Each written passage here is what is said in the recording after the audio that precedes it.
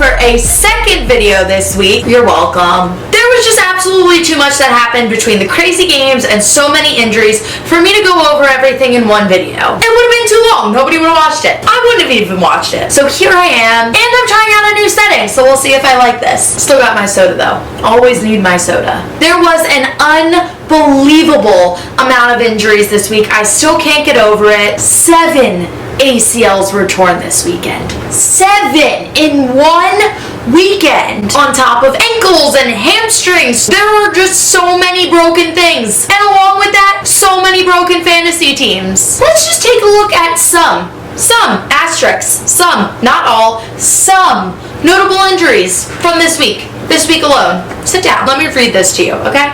Nick Bosa, Jimmy Garoppolo, Raheem Mostert, Saquon Barkley, Tyrod Taylor, Courtland Sutton, Drew Lock, Christian McCaffrey, Devontae Adams, Tavon Young, Sterling Shepard, Malik Hooker, Tevin Coleman.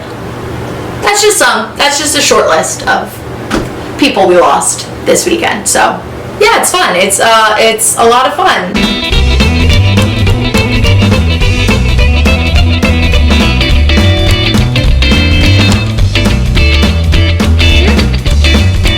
I don't know why the injury bug is hitting every team so hard, but like especially the 49ers. Training camp was super weird. There was no preseason. I don't know what's going on. And it's only week 2, so like, let's start today off by talking about the 49ers because like I said, they already got hit the hardest. The 49ers are literally missing their starting quarterback, their starting running backs, their starting wide receiver, their starting tight end, their starting defensive ends, and their starting quarterback. And then some. I think overall, out of every injury from this weekend, you can argue between Saquon Barkley and Nick Bosa. I think losing Nick Bosa is worse. I just think it's the most impactful. I don't know if the lighting's gonna be like super different. I just took like an hour-and-a-half long hiatus and now it's like nighttime, so hi! I got more soda, so.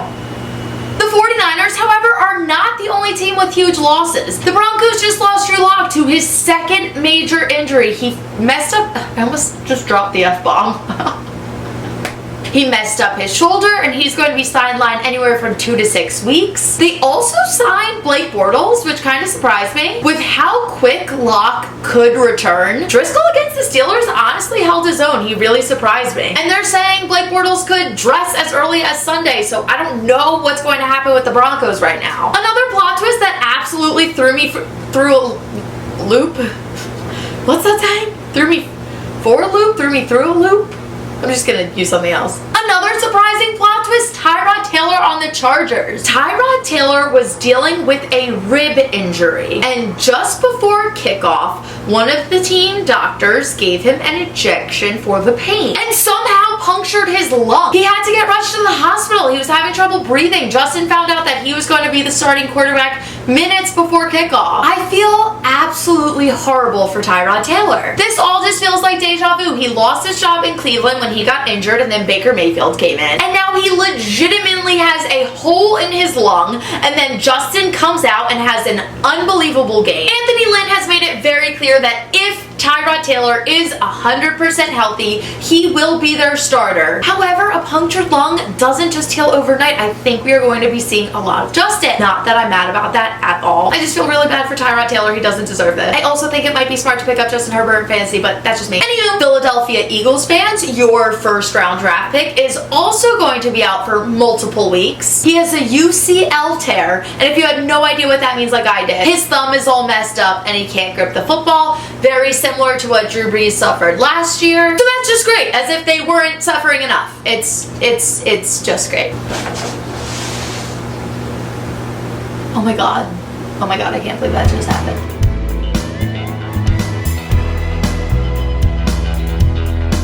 We are going to start in the running back department because let's face it, that position got hit really hard this weekend. Saquon Barkley's out for this season. Christian McCaffrey's gonna be out for a month and a half. Well, he's saying he's gonna come back sooner, but it should be a month and a half. It's gonna be a couple weeks at least, and those are huge players to be missing. Honest to God, the first person, if he is available, I would have you pick up Jerick McKinnon on the 49ers. The 49ers offense relies on their run game, and let's face it, their weapons are diminishing. Both Raheem Mostert and Coleman are most likely going to be out Sunday, if not longer. It could potentially be multiple weeks before either of them return. Until they are back, I think McKinnon is the smartest choice to pick up because I think he is going to be putting up some big numbers. However, if you are not sold on him or if he is unavailable in your league, I do have some other options. Joshua Kelly on the Chargers and Mike Davis on the Panthers. Oh, the irony, they're actually playing each other this week too. Joshua Kelly, I think, is a great guy to pick up. I think he's going to be a great guy to have. DeSean Jackson missed last week with a quad injury. I don't know when he will be back. However, I wouldn't feel comfortable having Kelly as your number one RB because, let's face it, he is still going to be behind Eckler. But who knows? Last week he had two 49-yard catches and they were utilizing him for goal line opportunities, which could mean big points if he does start getting some touchdowns. And they are playing the Panthers, and the Panthers defense has allowed 65 points in weeks 1 and 2. Having him as your RB2 or even in your flex would not be a bad move. And Mike Davis on the Panthers, it's no secret that the Panthers rely on their run game with McCaffrey. Now missing McCaffrey for at least a couple of weeks, Mike Davis could be a goal mine. At least for this week because they are playing the Chargers, who are ranked 17th in the league against the run. It could be pretty smart. Another bright note, the quarterback situation in fantasy really isn't caving in that much. I don't know too many people that had Drew Lock as their starting quarterback. If Jimmy G is your guy, then pick up Nick Mullens. He's going to be the one replacing him for a couple of weeks while he heals from his ankle injury. And the last time he was a starter, he had 8 total starts,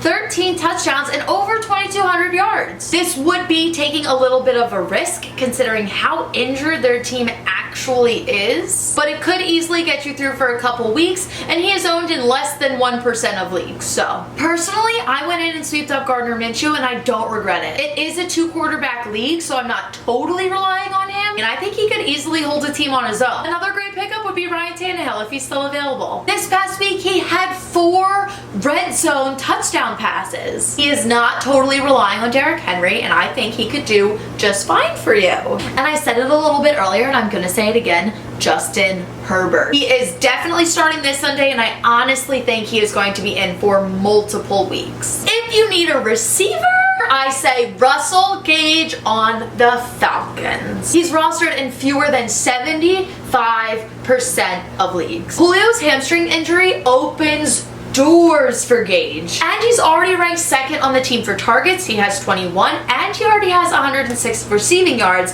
and I think that will only go up, especially if Julio is hurt. This next one might be a little surprising, but I think it might be time to pick up DeSean Jackson if he's still available. He hasn't done much in weeks 1 and 2. Week 1, he literally only played 54% of snaps because of his injury from last year, and they're just trying to keep him healthy. They're trying to protect him at all costs. However, Rieger is hurt, and he is going to be out multiple weeks. And while Wentz has struggled throwing the ball, in the one game that him and DeSean Jackson got to actually play together last year, they had a lot of great chemistry. It is either going to be a hit or a miss to have him, but if it is a hit, it's going to be a hit because he would pop off. Another interesting receiver to pick up would be Adam Humphries on the Titans. He signed a $35 million contract. AJ Brown now has a bruised bone. Oh my god, my foot is like so asleep. I'm like dying. Oh my god, hold on.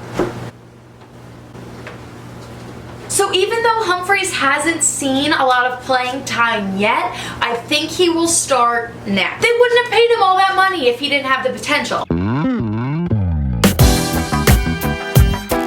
So hopefully now it's his time to shine, and hopefully he can make it on your roster and help get you some points. And lastly, Chase Claypool on the Steelers. The man had an 84-yard touchdown. The more he shows that he can keep making these big plays, the more his target share will go up. A little to James Washington here, a little to Chase Claypool here. So if you are really struggling, I think he could potentially be a steal. Thank you so much for hanging out with me twice this week. I've had a lot of fun, have you? I am wishing all of these players a speedy recovery, and I hope these waiver wire pickups can help you overcome this horrible, horrible injury bug.